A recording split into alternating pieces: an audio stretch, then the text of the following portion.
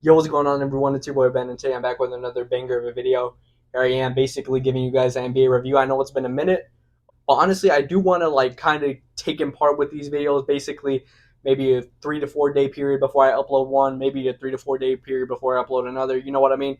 Just make them not uncommon, but just not an everyday thing. Even though I know I said I would have did that at first, but honestly, you know, I think it's better if you put them apart little by little. I feel like that'll be more convenient. Maybe, I don't know. Let me know your thoughts on that. It could go back to daily. Just let me know your thoughts. But yeah, let's get straight into it. I mean, there's a lot that's went down with the NBA, but there's a few topics I want to talk about. First of all, I want to talk about the Clippers first and foremost. The Clippers, honestly, with that Harden addition, are now 0-5, 0-6 losing streak in general. It's not been looking that good for them. The chemistry's completely worn off. You don't see nothing good going on with them right now because obviously it's just not there. And I don't know what it is. I really don't know. I feel like maybe Harden or Westbrook has to come off the bench, one of them two. I feel like Harden maybe has to come off the bench and accept that role. I know he might not want to, but I feel like it's at the end of the day what's going to be best for the team.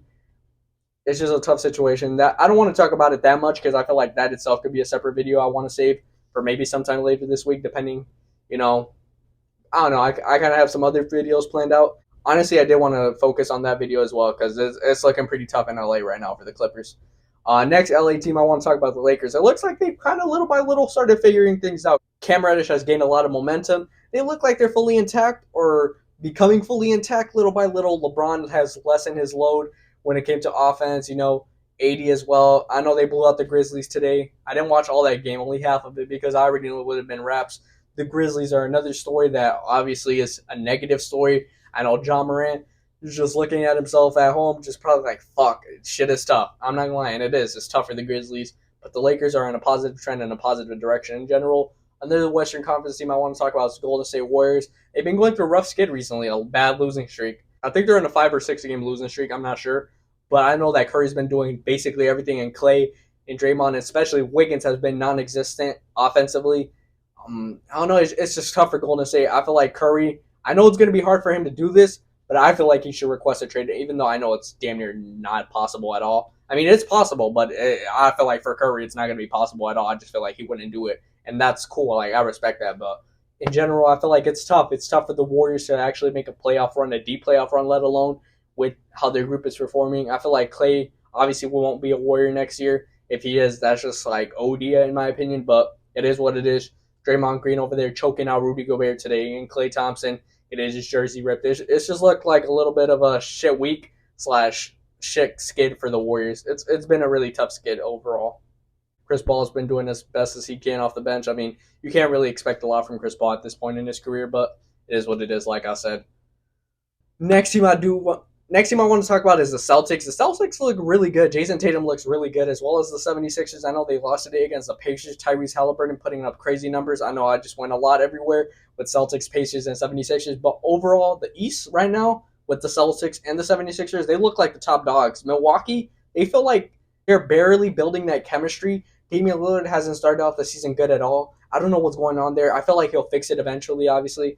But it's tough. It's tough being a Bucks fan right now because there's no defense whatsoever being involved in their game. But at the end of the day, I feel like it will get fixed for the future, at least later on in the season. But who knows? Maybe they acquire a defender at the trade deadline. Who knows? I don't know what they'll give up, but it's tough. Tyrese Maxey, though, has been absolutely hooping. And I said it, lock it in. He's an all-star, bro. Lock it in. He's an all-star. Joel Embiid looking crazy. Him and Jokic look like they might win MVP again. Whichever one it is, I don't know. Luka as well, but I mean, specifically with those two, I feel like the Joker has been posting crazy numbers. So has Embiid. Shout out Maxey, all-star lock right there. I'm telling you. Also, Jason Tatum is there in the MVP mix. Overall, that Porzingis signing has seemed to be quite effective, just as well as the Drew trade. Honestly, I feel like the 76ers and the Celtics might be 1-2. It depends how the Bucks adjust into going on later in the season, but I feel like the 76ers and the Celtics might top the East by the way it looks right now. And it's too early, I know.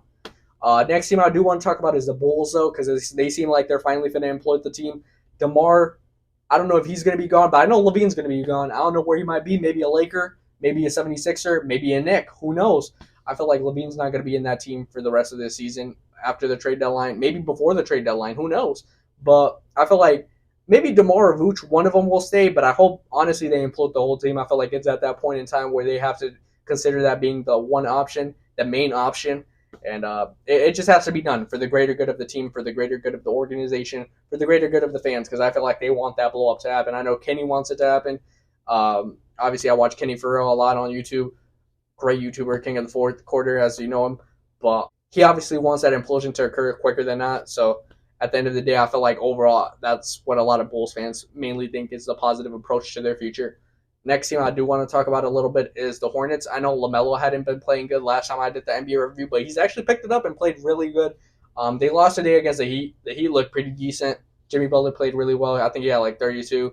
And LaMelo obviously has been dropping good stats. Honestly, as long as LaMelo's not a bust, my heart is warm, bro. My heart is warm. That's all I'll say. I want to talk about Pacers a little bit. Tyrese Halliburton looks like he's like in the dark horse for the MVP conversation. I feel like he won't get it, but maybe one day in his career he will. Who knows?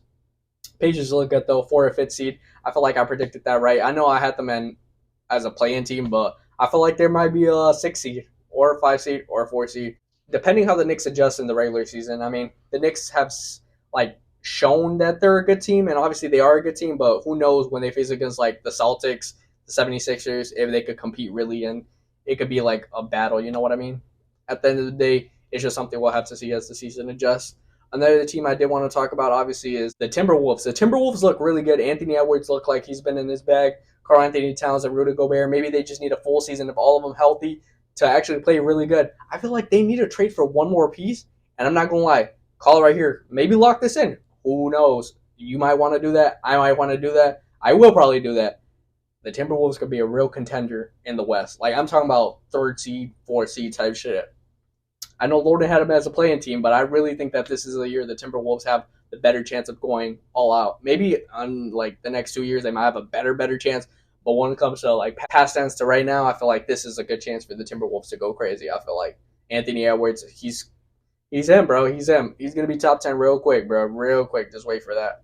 The Rockets have been hooping too. Underratedly, Dylan Brooks has been playing pretty decent ever since he got fucking cooked by Curry. Overall, that whole team has been playing pretty decent. Good basketball in general. The Pelicans look like they've been struggling with LCJ McCollum. Obviously, hope he's good. You know, speedy recovery from his collapsed lung. But Zion, I don't feel like he wants to be there. I really don't. I feel like he's going to request a trade sooner or later, to be honest with you. That's what I thought about Embiid, but maybe it's Zion. Maybe it's Zion that's going to request a trade. Who knows? Overall, I feel like there's a lot of good things in the West. Wembanyama has looked like he has potential. I know. I don't know. I feel like the Thunder are promising. It's just they have their days when they're completely off. When SGA's off, I feel like the whole team's off. Even though I feel like Chet does have a lot of potential where if he plays to his ability and his promise, that team's going to be a dog team, bro. No doubt about that. The team is a dog team, a fighting team, a team that's gritty and that grinds for wins. Simple as that. I know Cade Cunningham has been in a little bad spell for the Pistons, but I feel like he'll pick it up. Pistons still seem like they're a good, energized team, even though they got blown out by the Hawks last night. The in-season tournament has been pretty good. There's been a lot of blowouts, though. Grizzlies got blown out by the Lakers. Hawks blew out the fucking Pistons. I know the Heat and Hornets was a close game, but I'm glad that this concept has gone out pretty well with the players. I feel like this concept will stay into next season. Who knows who wins it, but at the end of the day, it's fun. It's fun watching it, and I feel like it's fun for the players competing in it. Real quick, since I know I'm not probably going to upload NBA reviews like every day, I'm going to do like every NBA review. I'm going to have my top 5 for MVP. So let me give you my top 5 real quick. At number 5, give me Anthony Edwards. Anthony Edwards has been balling out. I feel like he deserves consideration. I feel like he deserves to be up there. Give me Anthony Edwards at 5. Number 4, give me Jason Tatum. Tatum has been doing great things for the Celtics, posing amazing numbers. It won't surprise me if he gets to top 3 in the next few days. I do feel like he has that potential, even top 2 maybe. Who knows? At number 3, give me Luka Doncic. Luka Doncic has been balling out. I was wrong about the Mavs. I admit it. They look loaded. They look ready. They look like they're here to play. They look like they got that chemistry built. Even Grant Williams has been balling out. I won't lie. Luka overall has been posting amazing numbers too.